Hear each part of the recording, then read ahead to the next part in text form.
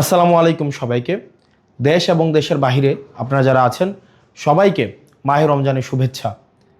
রমজান আমাদের মাঝে প্রত্যেক বছর আসে আত্মশুদ্ধির উপলক্ষ নিয়ে। আমাদের যেই জড়া কুরিপু, পরহিংসা, পরশ্রী কাতরতা, রাগ, ক্ষোভ সব কিছুর ঊর্ধ্বে উঠে আমরা যেন আমাদের ইফতার, আমাদের সাওম, আমাদের তারাবি এই প্রত্যেকটি উপলক্ষের মধ্য দিয়ে আমরা যেন আত্মশুদ্ধির উপলক্ষ খুঁজে নিতে পারি।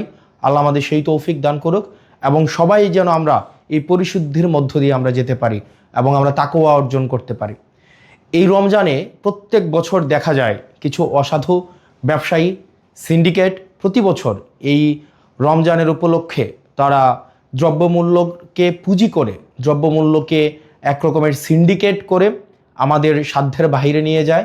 আমাদের জনগণের যেই সাধ্যমূল্যের বাহিরে এই আমাদের নিত্য প্রয়োজনীয় যে বিষয়গুলো রয়েছে, ছোলা, মুড়ি, তেল এবং নিত্য প্রয়োজনীয় যে বিষয়গুলো রয়েছে, তেল, গ্যাস, এই প্রত্যেকটি বিষয়কে দেখা যায় সিন্ডিকেট করে সাধারণ জনগণের সাধ্যের বাহিরে নিয়ে যায়।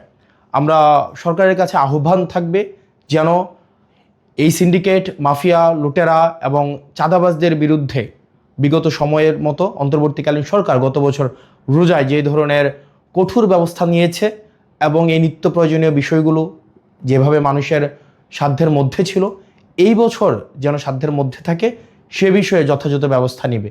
একই সাথে এই রমজানে আমাদের দেখা যায় প্রত্যেক বছর বিদ্যুতের যেই ঘাটতিটা ঘটে সেটা আমরা গত বছর দেখতে পাইনি।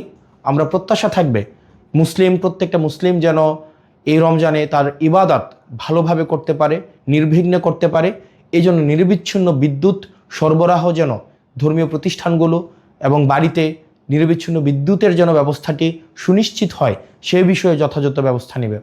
আপনারা দেশে এবং বিদেশে যারা আছেন এই রমজান উপলক্ষে আমাদের মধ্যে যেই ধরনের নেতিবাচক বিষয়গুলো রয়েছে সেগুলো অতিক্রম করে বাংলাদেশের জন্য, প্রত্যেকটি মানুষের জন্য আমরা যেন ইতিবাচকতার বার্তা নিয়ে আসতে পারি। আল্লাহ আমাদের সেই তৌফিক দান করুক।